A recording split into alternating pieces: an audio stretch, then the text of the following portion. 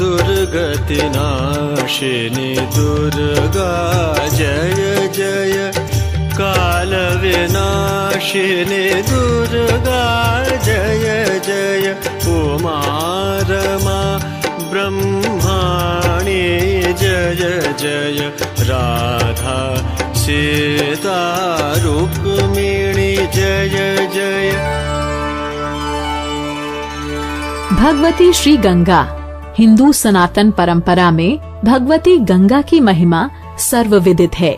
आस्तिक जन इन्हें अशरण, शरण्या, मुक्तदायिनी, परम करुणामयी और तीर्थ की जननी के रूप में जानते हैं। यह त्रिपथगा स्वर्गलोक, मृत्युलोक और पाताल लोक को पवित्र करती हुई प्रवाहित होती हैं। विष्णु धर्मोत्तर पुराण में भगवती गंगा को त्रैलोक्य व्यापिनी कहा गया है। पहाड़ पुराण के अनुसार सगति की इच्छा रखने वाले लोगों को पाप बुद्धि का परित्याग करके लोक माता गंगा जल में स्नान करना चाहिए। वाल्मीकि रामायण के अनुसार गंगा की उत्पत्ति हिमालय की पुत्री मैना से बताई गई है। गंगा उमा से ज्येष्ठ थीं। अपने पूर्वजों के उद्धार के लिए भगीरथ ने ब्रह्मा जी की कठोर तपस्या की। ब्रह्मा जी भगीरथ की तपस्या से प्रसन्न होकर भगवती गंगा को पृथ्वी पर भेजने के लिए तैयार हो गए। गंगा को धारण करने के लिए भगीरथ ने अपने तप से शिव जी को संतुष्ट किया। भगवान शंकर ने गंगा जी के वेगों को रोकने का उन्हें आश्वासन दिया। 1 वर्ष तक गंगा भगवान शिव की जटाओं में भटकती रहीं। अंत में प्रसन्न होकर भगवान शंकर ने अपनी जटा से गंगा जी की एक धारा को छोड़ा।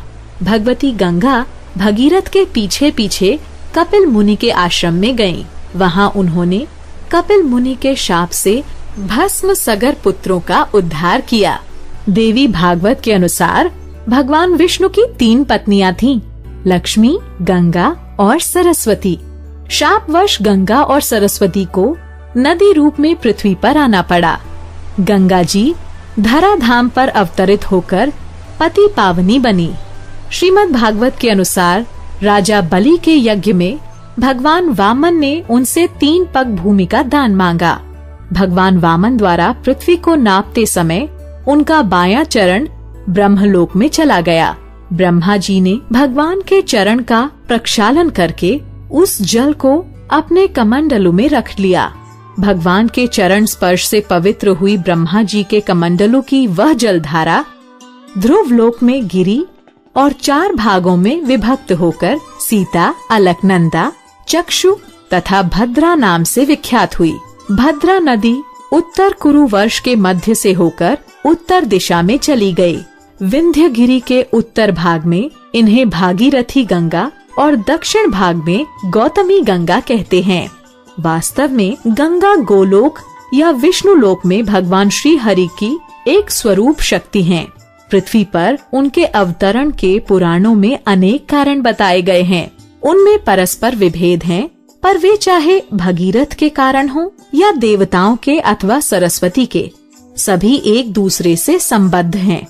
गंगा जी भारतवर्ष के लिए मात्र एक पवित्र नदी ही नहीं, अपितु मुक्तिदात्री महाशक्ति हैं। गंगा जल शारीरिक और मानसिक क्लेशों का पूर्णतः विनाशक है।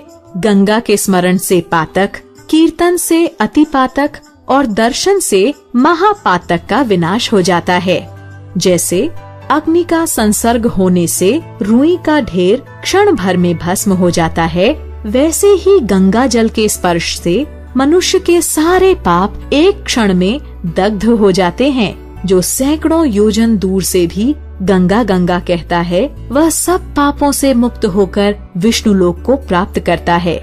भगवती गंगा का उद्गम वस्तुतः जीवों के उद्धार के लिए भगवान के करुणा का अवतरण है। पापी से पापी जीव भी उनका दर्शन, स्पर्श तथा उनके पवित्र जल में स्नान करके शुद्ध हो जाता है।